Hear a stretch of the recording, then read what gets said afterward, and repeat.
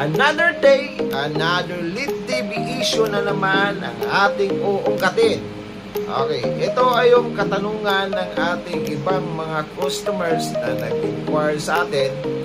May guhit ang aking lead TV. Tapos, maliit lang siya. Naiirita lang talaga kami dahil pangit tingnan.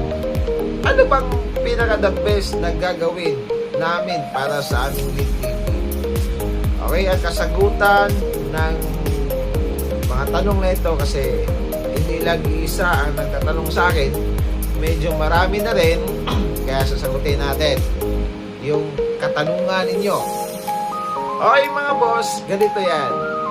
Pag may line ang yung TV, yung iba sabihin, madali lang yan kasi pwede yan i-banding.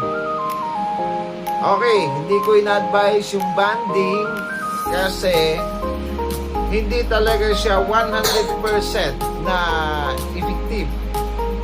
Okay? Kasi may risk din talaga siya na almost 50% o ang risk niya na posibleng magkakaroon ng guhit ilang months after ng banding. Yan yung kalakaran ng banding.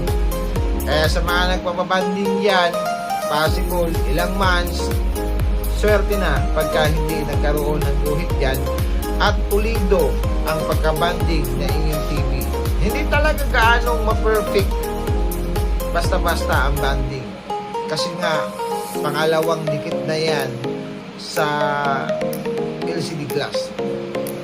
Pero ang pinaka-the best talaga dito is replacement ng brand new LCD. Wala nang ibang the best na paraan na masolusyonan kung masilan kayo sa inyong TV na kahit balit lang naguhit, ayaw nyo, replace LCD na talaga ang pinaka-the best na solusyon.